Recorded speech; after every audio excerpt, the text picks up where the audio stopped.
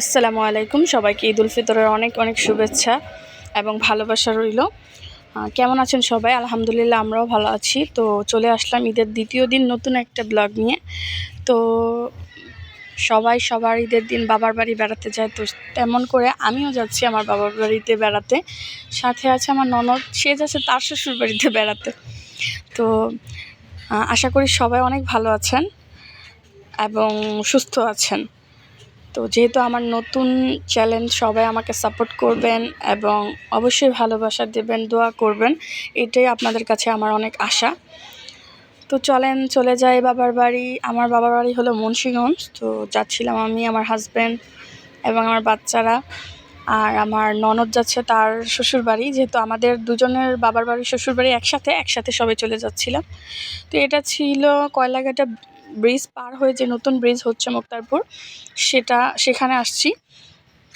এখন চলে যাব বাবার বাড়ি। তো আজকে জ্যামজট নাই আল্লাহর রহমতে, একটু রাস্তাটা ফ্রি আছে, না তো অনেক গ্যাদারিং থাকে এই রাস্তাটা। তো চলে যাচ্ছিলাম। সামনে গিয়ে অবশ্য জ্যাম পাবো।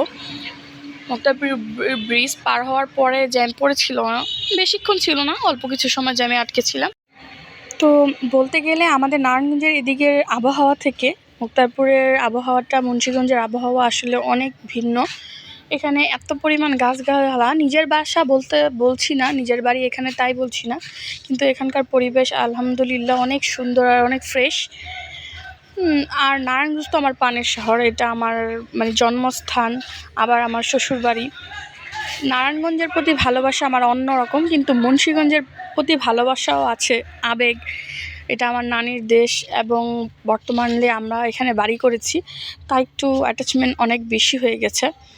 তো এই তো ব্রিজের উপর চলে আসছিলাম আর দেখছিলাম শিপগুলো এক সারিতে বাঁধা, সুন্দর লাগছিল দেখতে। এই তো জ্যামে আটকা বসছি এখানে, 10 মিনিটের মতো জ্যাম ছিল, তারপর ছুটে গেছে। এই তো আমার ভাগ্নি, আমার মেয়ে হাই বলতেছে। তো নতুন চ্যানেল হিসেবে সবাই সাবস্ক্রাইব করবেন, লাইক করবেন এবং দেখবেন অবশ্যই। তো বিয়ে হয়েছে আমার প্রায় 11 বছর চলছে, কখনোই বাবার বাড়িতে ঈদ করি না। ঈদের পরের দিন তারপরে দেখা করে আসি। তো এবার একটু তাড়াতাড়ি যাওয়া হয়েছে, নয়তো ঈদের 2 দিন পরে যাওয়া হয়।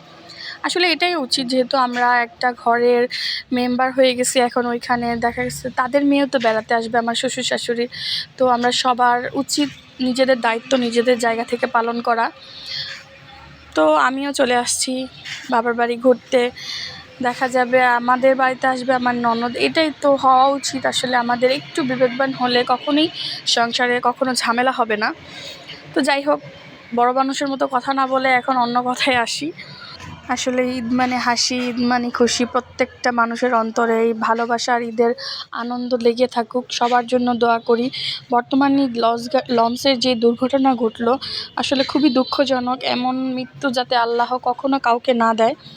তো সবাই দোয়া করব তাদের জন্য, এমন নির্মম মৃত্যু আল্লাহ সবাইকে যাতে ভালো মৃত্যু দেয়, দোয়া করব। আর নেক হায়াত দান করে, এই দোয়া অবশ্যই আমাদের করতে হবে সবার জন্য, সবার। আসলে একটা আনন্দ, কারো দুঃখ, এটাই আমাদের বাস্তব জীবন। তারপর তো এই তো একটু মিষ্টি কেনার জন্য চলে আসলাম আসলাম সুইটস, মুন্সিগঞ্জের সবচাইতে বিখ্যাত মিষ্টির দোকান। সবচাইতে বিখ্যাত বর্তমানে, হ্যাঁ আরও পুরানো দোকান আছে, কিন্তু এখানকার মিষ্টি সত্যি খুবই সুস্বাদু। পার্সোনালি বলছি আর কি, আমি সবসময় এখানকার মিষ্টি খাই এবং কিনি। খুবই খুবই মজার খেতে, অবশ্যই কিনে দেখবেন, খেয়ে দেখবেন। আর মুন্সিগঞ্জবাসী তো আসলাম সুইটস অবশ্যই কিনে।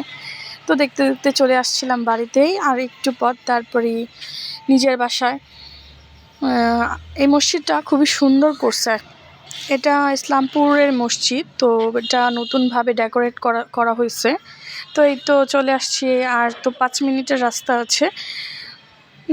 অবশেষে এতটুকু কথা অবশ্যই বলছি যে জীবনে আসলে আমাদের অনেক সমস্যার সম্মুখীন হতে হয় এবং বের হতে হয়। তার মাঝখানে আমাদের ভালো থাকতে হবে, হ্যাপি থাকতে হবে, খুশি থাকতে হবে এবং সবাইকে খুশি রাখতে হবে। এই তো চলে আসছি বাড়িতে। সব বাচ্চাগুলো, এটা আমার ভাইয়ের ছেলে, আমার ভাগিনা, আমার কলিজার টুকরা। তো এই তো একসাথে সবাই বসে আনন্দ করছিলাম। আম্মু রান্নাবান্না কমপ্লিট করে রাখছিল, তো একটু পরে খাবো। এখন সবার সাথে দেখা সাক্ষাৎ শেষ হয়ে গেছে, এখন খাওয়ার পর্ব। আম্মু রান্না করেছিল মুরগির মাংস, পুঁই শাক আর হলো ইলিশ মাছ। তো খাওয়া দাওয়া করে একটু রেস্ট নেব। সবাই ভালো থাকবেন, আল্লাহ হাফেজ।